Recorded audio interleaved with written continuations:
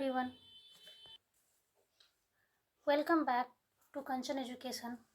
तो आज के वीडियो में हम बात करेंगे समिति और समुदाय में क्या अंतर है, जिसकी चर्चा आगे हम विस्तार से करेंगे और जानेंगे कि दोनों के बीच में क्या अंतर पाया जाता है।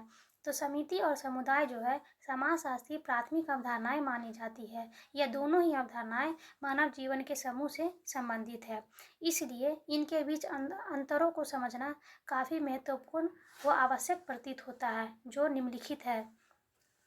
फर्स्ट पॉइंट है, समिति एक छोटी इकाई है, इसका आकार तुलनात्मक रूप में छोटा होता है, जबकि समुदाय एक बड़ी इकाई है, इसका आकार तुलनात्मक रूप से काफ़ी बड़ा होता है। अर्थात समिति को जो है एक छोटी इकाई मानी जाती है। तुलना के आधार पर इसको देखा जाए तो यह काफ़ी इसका रूप छोटा होता है, जबकि समुदाय को एक बड़ी इकाई के रूप में देखा जाता है, क्योंकि तुलना के रूप में इसका आकार काफ़ी बड़ा होता है और यह बड़ी इकाई होती है। इसकी विवेचना दूसरे रूप में यह इस तरीके से की जाती है कि समुदाय के अंतर्गत अनेक समितियां भी पाई जाती है, जैसे कि शहरी समुदाय के अंतर्गत स्कूल, कॉलेज, पोस्ट ऑफिस, कचहरी आदि अनेक समितियां पाई जाती है। इसलिए समिति से बड़ी समुदाय की इकाई मानी जाती है। दूसरा पॉइंट है, समिति का संगठन एक विशेष हित के संदर्भ में होता है, जबकि समुदाय सामान्य हितों की पूर्ति से संबंधित मानी जाती है। यानी कि समिति का संगठन जो होता है वो किसी विशेष हित के संदर्भ में ही किया जाता है, क्योंकि कोई समिति के एक से अधिक हित हो सकते हैं, जबकि समुदाय जो है सामान्य हितों की पूर्ति से ही संबंधित व्यवस्था मानी जाती है, क्योंकि इसके अंतर्गत व्यक्ति की सारी आवश्यकताओं की पूर्ति हो जाती है। इसलिए समुदाय को सामान्य हितों की पूर्ति से संबंधित व्यवस्था मानी जाती है, तो समिति एक विशेष हित से संदर्भित संगठन के रूप में जाना जाता है। तीसरा पॉइंट है, समिति सुविचारित संगठन है। इसका निर्माण सोच विचार कर नियमों के तहत होता है। इसका विकास स्वतः नहीं होता है, जबकि समुदाय का विकास स्वतः होता है। कुछ व्यक्ति जब एक निश्चित क्षेत्र में बस जाते हैं तथा परस्पर सहयोग द्वारा सारी आवश्यकताओं की पूर्ति करने लगते हैं, तो समुदाय का विकास होता है। यानी कि समिति को सुविचारित संगठन इसलिए माना जाता है क्योंकि इसका निर्माण जो है सोच विचार कर नियमों के अनुसार किया जाता है। यानी कि इसका विकास स्वयं नहीं होता है, जबकि समुदाय का विकास स्वयं ही हो जाता है, क्योंकि जब कुछ व्यक्ति एक निश्चित क्षेत्र में बस जाते हैं और परस्पर सहयोग के द्वारा अपनी अपनी सारी आवश्यकताओं की पूर्ति करने लगते हैं, तभी समुदाय का विकास होता है। अतः समुदाय का विकास अपने आप ही हुआ है। फोर्थ पॉइंट है, समिति अस्थायी संगठन है। इसमें निश्चित हित की पूर्ति के बाद किसी समिति का विघटन हो जाए, जबकि समुदाय तुलनात्मक रूप में अस्थायी संगठन है। इसका कोई निश्चित लक्ष्य नहीं होता है।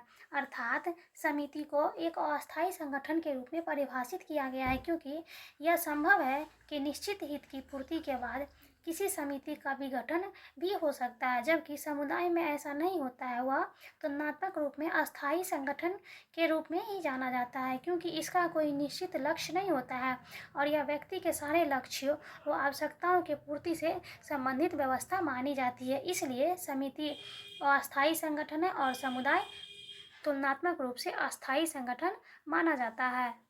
फिफ्थ नंबर है, समिति में पारस्परिक अंतःक्रिया सीमित होती है, जबकि समुदाय में पारस्परिक अंतःक्रिया असीमित रूप में मानी जाती है। क्योंकि समिति में पारस्परिक अंतःक्रिया इसलिए सीमित होती है क्योंकि इसका निर्माण एक खास उद्देश्य के लिए किया जाता है। अतः व्यक्तियों के बीच जो है पारस्परिक अंतःक्रिया उसी उद्देश्य तक ही सीमित होती है जिसका निर्माण खास उद्देश्यों के लिए किया जाता है। लेकिन समुदाय में जो है पारस्परिक अंतःक्रिया असीमित रूप में मानी जाती है, क्योंकि इसका कारण यह है कि समुदाय में व्यक्तियों का समग्र जीवन बीत जाता है, यानी कि उसमें व्यतीत किया जाता है। अतः पारस्परिक अंतःक्रिया का क्षेत्र जो है असीमित के रूप में माना जाता है। इसलिए समिति में पारस्परिक अंतःक्रिया सीमित होती है और समुदाय में पारस्परिक अंतःक्रिया असीमित के रूप में मानी जाती है।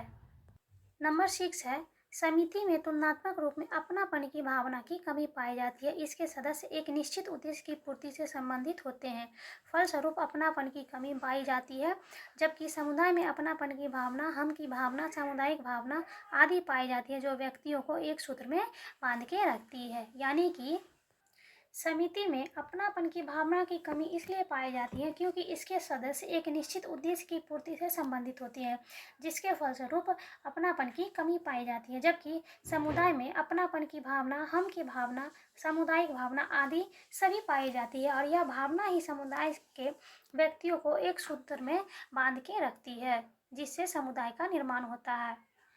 नंबर 7 है, समिति में व्यक्तियों के बीच औपचारिक संबंध होते हैं, जबकि समुदाय में व्यक्तियों के संबंध अनौपचारिक होते हैं। इसके सदस्यों के बीच आत्मीय एवं प्रायः प्रत्यक्ष संबंध होते हैं।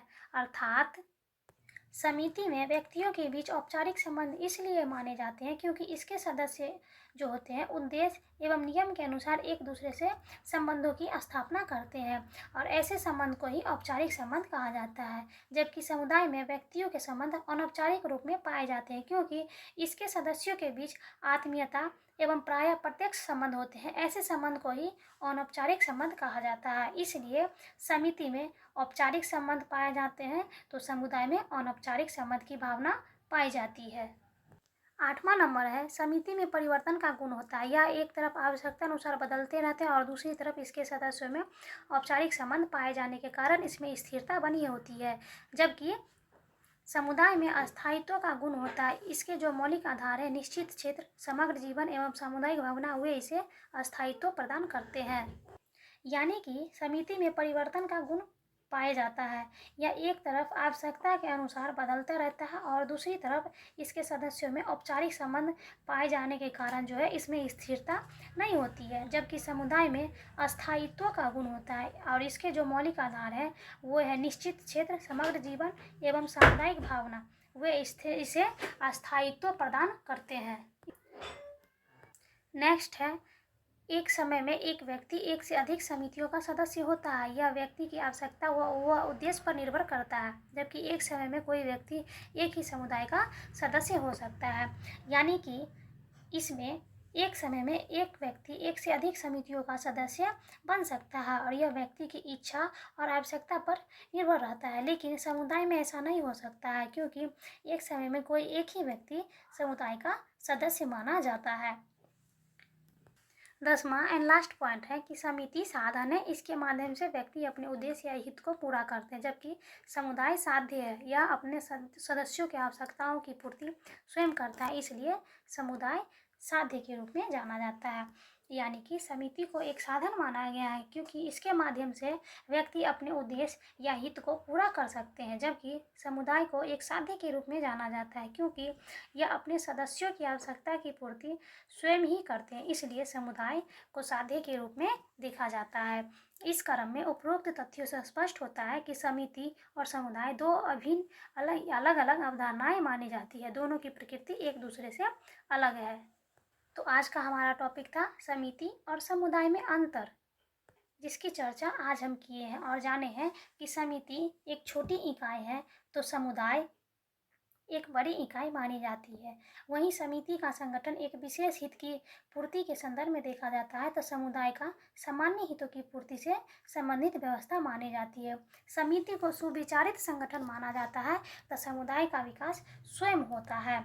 वहीं समिति अस्थायी संगठन मानी जाती है तो समुदाय को तुलनात्मक रूप में अस्थायी संगठन के रूप में देखा जाता है। समिति का पारस्परिक अंतःक्रिया सीमित होता है, वहीं दूसरी तरफ समुदाय में पारस्परिक अंतःक्रिया जो है असीमित होती है। समिति में अपनापन की भावना की कमी पाई जाती है तो वहीं दूसरी तरफ समुदाय में अपनापन की भावना, हम की भावना और सामुदायिक भावना इत्यादि सभी पाए जाते हैं। समितियों में व्यक्तियों के बीच औपचारिक संबंध होते हैं तो वहीं दूसरी तरफ समुदाय में व्यक्तियों के संबंध अनौपचारिक होते हैं। समिति में परिवर्तन का गुण होता है तो समुदाय में अस्थायित्व का गुण पाया जाता है। यहाँ देखा गया है कि समिति में एक समय में एक से अधिक व्यक्ति समितियों का सदस्य बन सकता है, लेकिन समुदाय में कोई एक ही व्यक्ति एक ही समुदाय का सदस्य बन सकता है। समिति को एक साधन माना गया है तो वहीं दूसरी तरफ समुदाय को एक साध्य के रूप में परिभाषित किया गया है। तो ये था आज का टॉपिक, समिति और समुदाय में अंतर, जिसकी चर्चा विस्तार पूर्वक किए और जाने कि दोनों के बीच क्या अंतर पाया जाता है और दोनों में क्या डिफरेंसेस होते हैं, जिसके आधार पर समिति और समुदाय की चर्चा विशेष रूप से की गई है। So thanks. वीडियो अच्छी लगे तो लाइक, शेयर एंड सब्सक्राइब ज़रूर करें।